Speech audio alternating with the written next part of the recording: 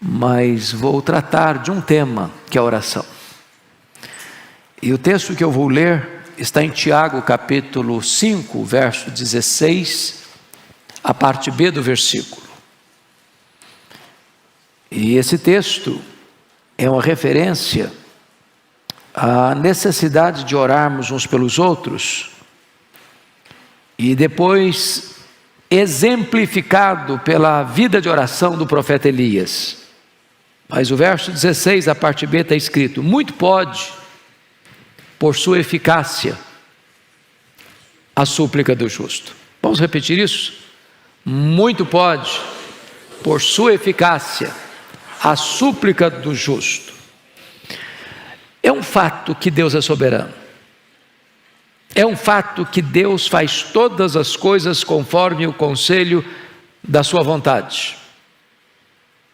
É um fato que Deus está assentado no trono e tem as rédeas da história em suas mãos. É um fato que a vontade de Deus prevalece. Entretanto, Deus, na sua soberania, decidiu agir através da oração do seu povo. Há pessoas que dizem: não, a oração não muda nada. Não é o que eu vejo na Bíblia. Deus muda circunstâncias através da oração. Deus transforma pessoas através da oração. Deus cura enfermos através da oração. Deus restaura filhos e filhas através da resposta à oração. Deus visita a sua igreja e fortalece a sua igreja em resposta à oração. Deus traz avivamento às nações em resposta à oração. Deus age por meio da oração.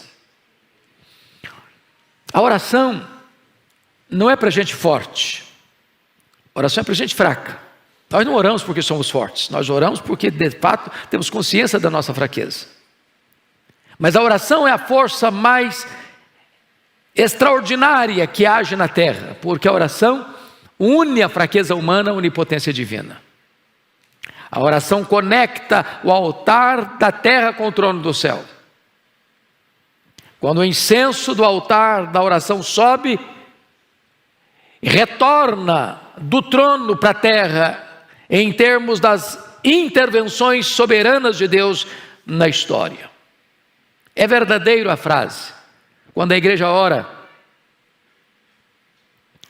o céu se move, a terra treme, e coisas extraordinárias acontecem na história. Então eu lhe faço uma pergunta nesta noite: você de fato crê que Deus age por meio da oração?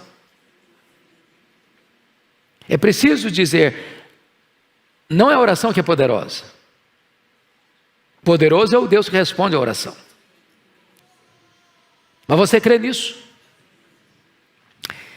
Me lembro certa feita que escutava uma palestra, e o palestrante, depois de discursar de forma profunda e até bela sobre muitos pontos da doutrinária cristã, colocou no seu esboço resto, no final do seu esboço, e disse que a oração é resto. Será que os patriarcas pensaram assim? Será que os profetas pensaram assim?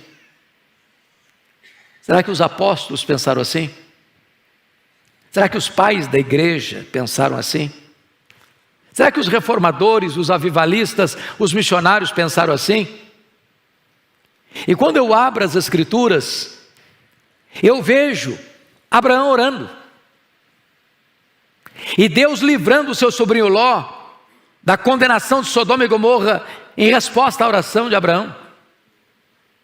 Quando eu abro a Bíblia, eu vejo Isaac orando, e Deus curando a sua mulher Rebeca da esterilidade.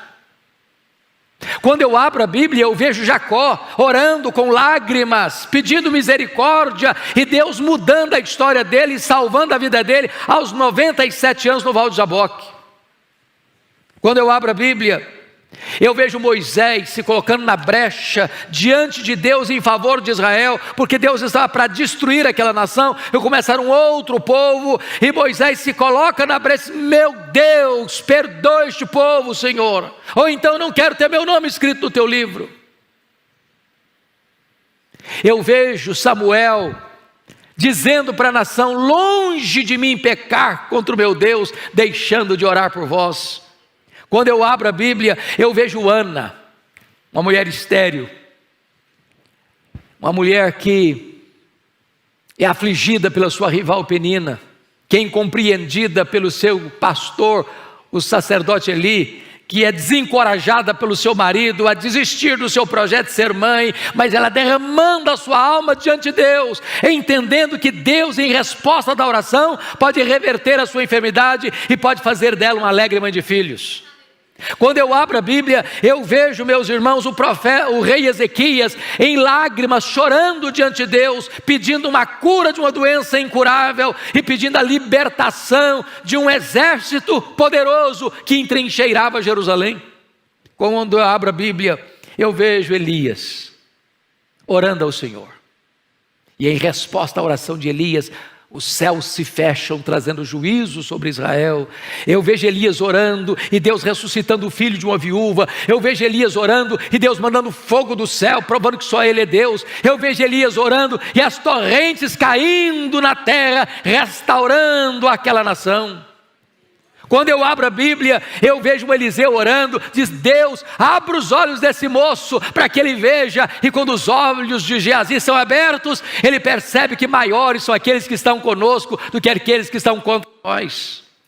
Quando eu olho a Bíblia, eu vejo Jesus orando, ali no Jordão, e o céu se abrindo.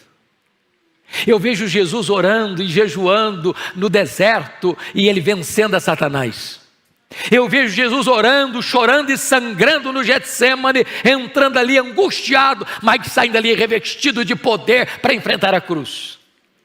Quando eu abro a Bíblia, eu vejo Jesus orando na cruz do Calvário, no final, no epílogo da sua vida terrena, Ele está orando.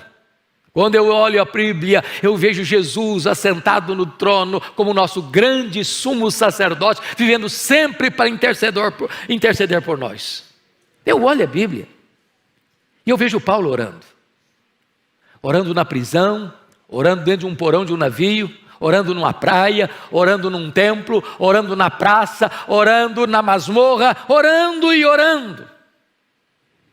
Quando eu olho a história da igreja, eu vejo os pais da igreja orando: Policarpo, Irineu, João Crisóstomo, Aurélio e Agostinho.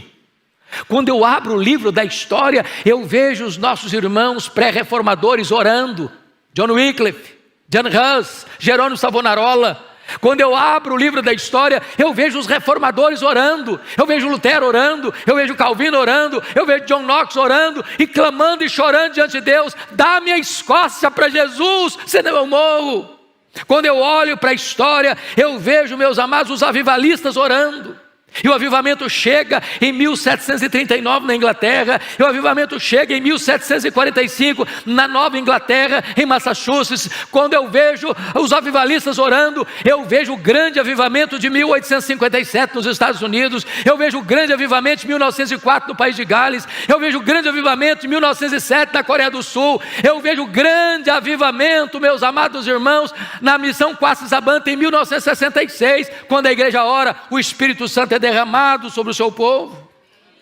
Quando eu abro o livro da história, eu vejo os missionários orando: William Carey, Hudson Taylor, eu vejo David Brainerd, eu vejo Carlos Studd, eu vejo John Hyde orando, e orando, e orando.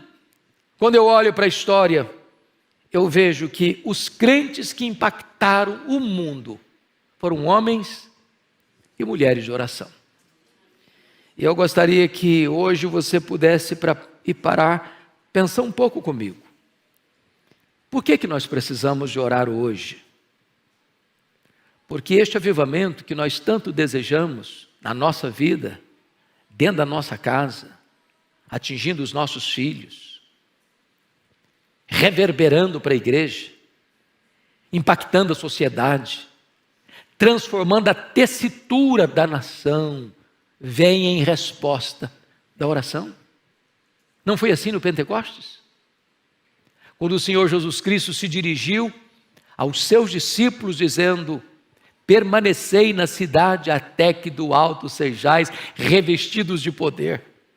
E eles entenderam que esse permanecer não era um permanecer calados ou acomodados ou omissos ou acovardados, porque diz a Escritura lá em Atos 1,14 que todos retornaram para o cenáculo e todos perseveraram unânimes em oração e fizeram isso durante 10 dias ininterruptamente, quando de repente, num domingo, às 9 horas da manhã, os céus se fenderam, o Espírito Santo foi derramado, um vento impetuoso entrou naquela casa, línguas como de fogo pousando uma sobre cada um deles, e todos ficaram cheios do Espírito Santo e passaram a falar em outras línguas as grandezas de Deus.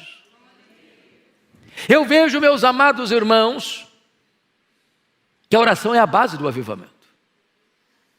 Está escrito lá em 2 Crônicas 7,14: se o meu povo, que se chama pelo meu nome, se humilhar e orar e me buscar e se converter dos seus maus caminhos, então eu ouvirei dos céus, perdoarei os seus pecados e sararei a sua terra. Eu encontro na Escritura lá em Isaías 44,3 que Deus vai derramar água sobre o sedento e derramar torrentes sobre a terra seca. Deus quer um povo que tenha sede dele, que tenha fome dele, que o anseie mais do que as riquezas deste mundo. E então, quando a terra estiver seca e quando o povo estiver sedento, Deus manda água sobre o sedento, Deus manda torrentes sobre a terra seca.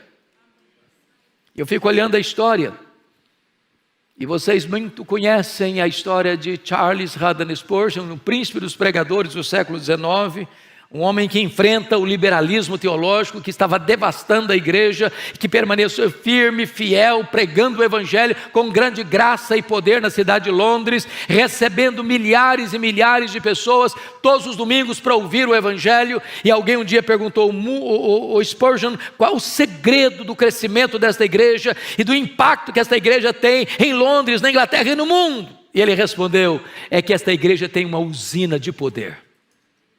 E perguntaram: o que significa isso, uma usina de poder? Ele respondeu: esta igreja tem uma reunião de oração toda segunda-feira, onde centenas, onde milhares de pessoas vêm para buscar a face de Deus. E tem mais, debaixo do púlpito, onde estava o púlpito, havia uma sala, e ali tinham os irmãos que enquanto ele pregava, os irmãos oravam, e quando ele sentia que precisava mais de poder, ele batia o pé no assoalho, e isso soava lá embaixo, e eles fortaleciam ainda mais o clamor aos céus, e desta maneira ele entendia que não há poder na palavra, a não ser que haja um povo comprometido com oração, porque não há púlpito com poder, com bancos vazios de oração.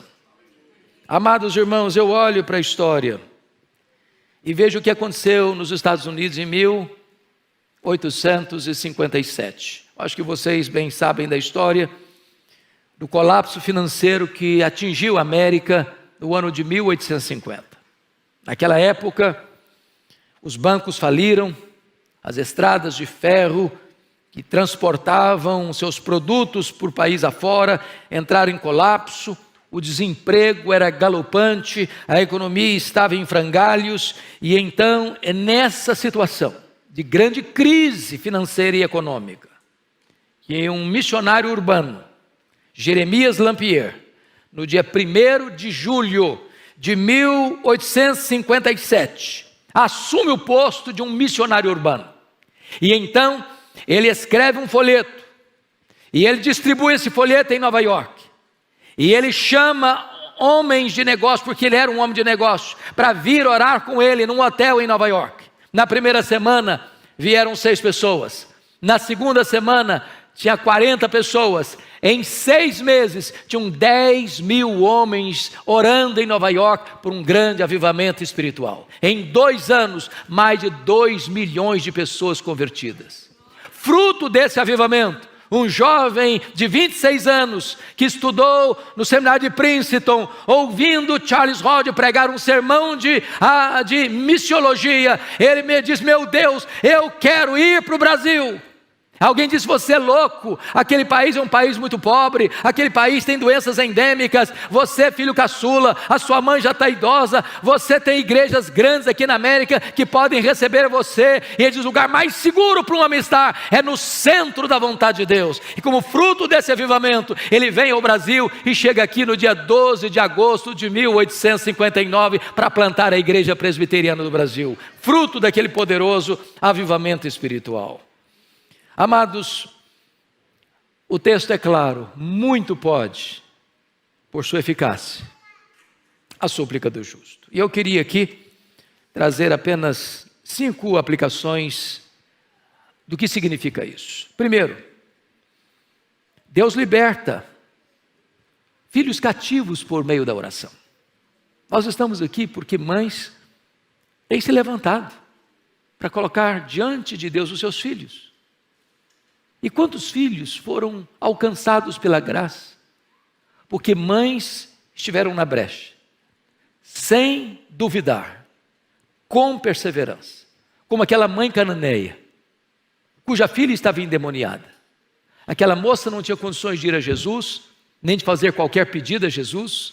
Ela vivia totalmente tomada e dominada por forças malignas. A sua mãe, embora gentia, a sua mãe, embora não tivesse tanto conhecimento, mas ela vai a Jesus, e ela clama a Jesus, e ela insiste com Jesus, e ela persevera em buscar a Jesus, e o milagre acontece na sua vida. O Senhor Jesus liberta a sua filha. Eu fico olhando a história, por exemplo, de Mônica, que orou por Agostinho 30 anos, era um homem culto, ele era um professor de oratória, mas era um homem devasso, e ela orou, e ela chorou, e ela orou, e ela chorou, até que o seu filho se converteu ao Senhor Jesus Cristo. E mais tarde o Ambrósio foi a dizer: um filho de tantas lágrimas não poderia se perder.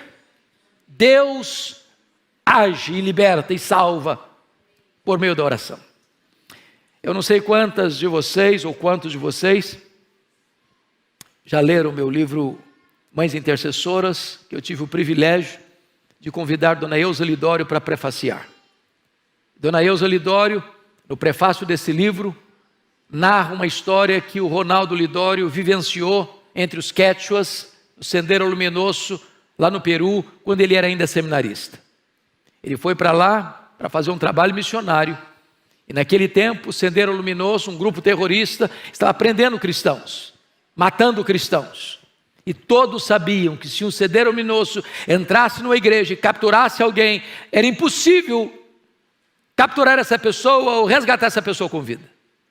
E o Ronaldo estava pregando, quando entra o Sendero Luminoso, e apanha ele e ao companheiro dele. Colocaram um capuz, jogaram dentro de um carro e saíram às pressas para ser levado para o pelotão do fuzilamento, para o paredão do fuzilamento. E o Ronaldo relata o fato de que houve muita angústia no coração dele.